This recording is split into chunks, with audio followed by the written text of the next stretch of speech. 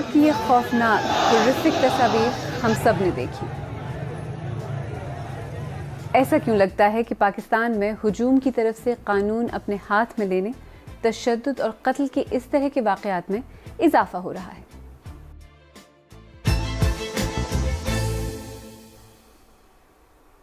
میرا نام عالیہ نازکی ہے اور آپ سیربین دیکھ رہے ہیں، وہ پروگرام جس میں ہم ان کہانیوں کو سمجھنے کی کوشش کرتے ہیں جو آپ کے لیے اہم ہیں۔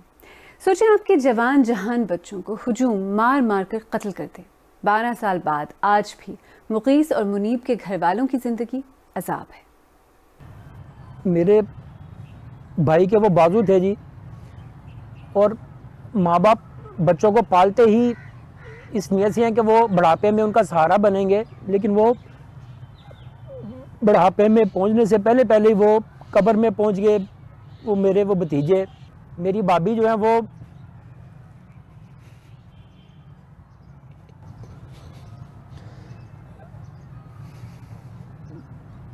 اس واقعے کے بعد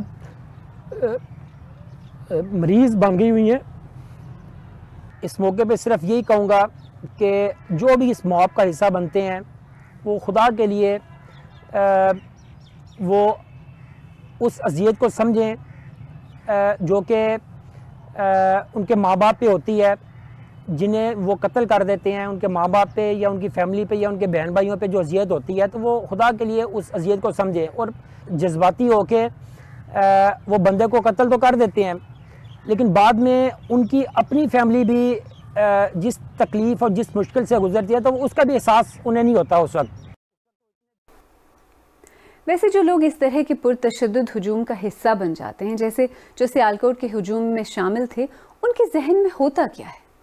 اس دن ہم حال میں بیٹھے ہوئے تھے اور حال سے لڑکا ایک آیا، وہ کہہ رہا تھا کہ آگے یہ بات ہوئی ہے، گستاخی ہوئی ہے، تو ہم اٹھ کے ہجوم کے ساتھ باہر چلے گئے ہیں، ادھر گئے ہیں، تو ادھر سے پھر باہر چلے گئے۔ ذہن میں یہی چل رہا تھا کہ یار اس نے یہ کیوں کیا ہے، کہ اس دن یہ کچھ نہ ہوا ہوتا تو پولیس کو فون کر کے تو اس ٹائم پولیس کے حوالے کیا ہوتا تو یہ سب سے اچھا ہوتا، پولیس کو خود سزا دیتی، قانون جو ہے تو قانون خود سزا دیتا اس کو۔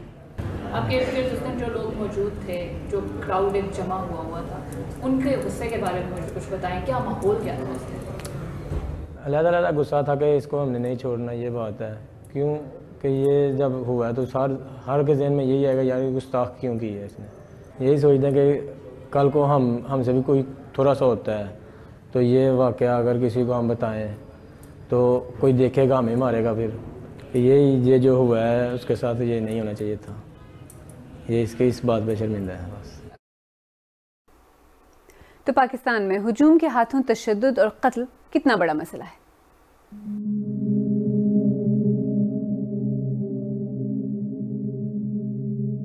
مشتعل طلبہ نے توہین رسالت کے الزام پر یونیورسٹی کے طالب علم مشال خان کو تشدد کر کے ہلاک کیا۔ اس طرح کے واقعات ایک عرصے سے پاکستان میں پیش آ رہے ہیں۔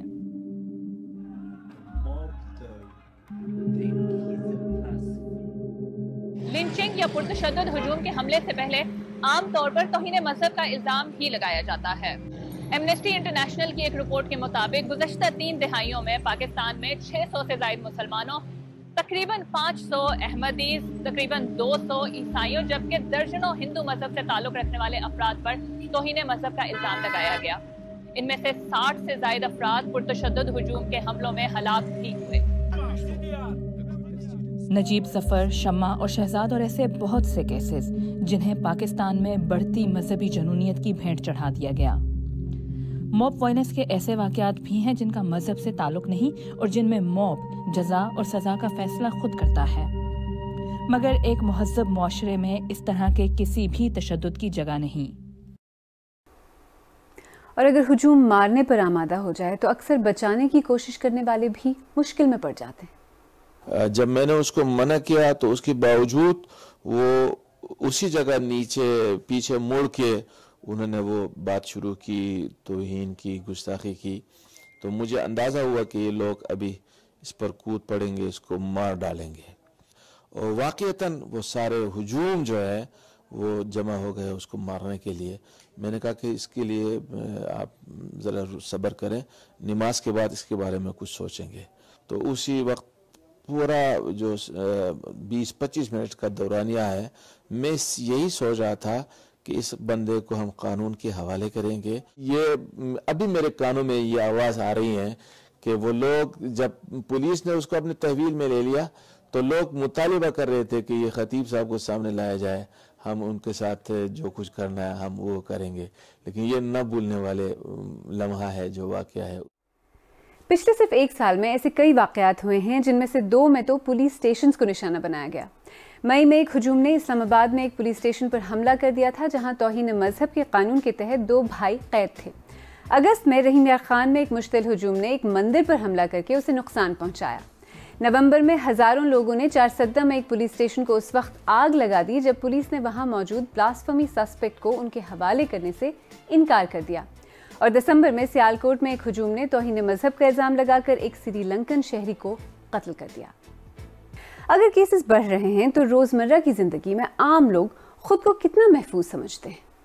कोई बात करता है तो या तो उसको अगवा कर लिया जाता है या किडनैपिंग कर ली जाती है, कोई ऐसा मामला आ जाता है जिसकी वजह से बेचारा, और जो लोग सही बात करना चाहते हैं वो भी डरते हैं कि यार हम बनेंगे, ऐसा नहीं हमारे साथ ये हादसा पेश आ जाए, कोई ऐसा मामला हो जाए। क्योंकि हमारा मुल्क जो है वो हमारे मुसलमानों के साथ साथ अक़लियतों का भी है, तो अक़लियतों के तहफ़्फ़ुज़ के लिए ये बहुत ज़रूरी है कि हम लोग उनके एहसासात का भी ख्याल रखें और अपने आज़ादी राय को जो है वो गलत तरीके से इस्तेमाल ना करें। वो तमाम लोगों को जितनी भी आज़ादी राय है उसका इजहार आइन और कानून के मुताबिक और दीन के मुताबिक करना चाहिए, ना कि किसी भी चीज़ को ज़ाती अना का मसला बना दिया जाए। और लॉ एंड ऑर्डर की जिम्मेदारी तो वैसे पुलिस की होती है ना, वो क्या कहते हैं? Lesser type of challenge, that is the arrest and the investigation. The most difficult challenge is to control that mob, is to disperse that mob. अगर एक आम शहरी फंस जाता है, पहली तो ये सबसे अंडरस्टैंड करने वाली बात है कि आप एक मॉब से नहीं लड़ सकते। आप जितने मर्जी ताकतवर हों, एक मॉब है उसमें 10, 20, 25, 30 बंदों से एक बंदा नहीं लड़ सकता। इमीडिएट जो चीज़ है कि जब आपको ये सेंस हो जाए कि यू आर अंडर थ्रेट, तो आपने लॉ इन्फोर्समेंट एजेंसी को बताना है, चाहे आप उनको कॉल करके बताएं या वो बंदे जो आपको बचा रहे हैं। इस तरह के वाक़यात के बाद अक्सर सोशल मीडिया पर भी बहस शुरू हो जाती है। फातिमा जाहिद अली ने लिखा कि पाकिस्तान की सूरत हाल देखकर बहुत अफसोस होता है, हम इस कदर रेसिस्ट क्यों बन गए हैं और पुरतशद्दुद हुजूम इतने आम क्यों हो गए हैं। अरसलान ने लिखा कि हुजूम के हाथों तशद्दुद ऐसे मुआशरों में आम है जहाँ या तो कानून का नाम नहीं या फिर इस पर अमल नहीं किया जाता, और लोग जब अपनी क़यादत से मायूस हो जाते हैं तो फिर कानून अपने हाथ में ले लेते हैं। सारा खान ने लिखा, मुझे बिल्कुल कोई उम्मीद नहीं, हर इशारा यह है कि पाकिस्तान मज़ीद नफ़रत और तशद्दुद की तरफ जा रहा है। काश मुझे गुस्सा आ रहा होता, लेकिन मैं सिर्फ मायूस हूँ। सैयदा मारिया ने लिखा कि जहाँ कानून नाफिज करने वाले इदारे और अदालतें कमज़ोर हों वहाँ इस तरह का खौफनाक तशद्दुद होता है। पाकिस्तान को अपने इदारे मजबूत करने की सख्त ज़रूरत है। तो पाकिस्तान इस तरह के वाक़यात को कंट्रोल क्यों नहीं कर पा रहा? क्रिमिनल्स को सज़ा नहीं मिलती, और एक बड़ी वजह यह है कि प्रोसिक्यूशन जो है वो ऐसी सबूत नहीं ला सकी जो अदालत को दरकार हो, जिससे बेसिकली हजूम बेकाबू हो जाता है। We don't even have a classification कि ये मॉब वायलेंस या विजिलेंटे वायलेंस हो रही है, ठीक है। जब तक we don't have that classification as a crime, या जब तक your law your judiciary is not going to classify it और actually find ways to prosecute it, तो फिर बहुत ही मुश्किल होगा for you to actually quantify it. ऐसी सिचुएशंस में लॉ इन्फोर्समेंट और पुलिस के एतबार ही कम हो जाता है। कानून अपने हाथ में नहीं लेते, ये जुमला हम अक्सर सुनते हैं।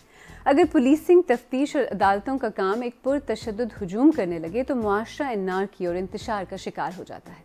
एक महज़ब सिविलाइज्ड जमहूरियत में इसकी कोई भी जगह नहीं हो सकती। ऐसा एक भी वाक़या नाकाबिल कबूल होना चाहिए।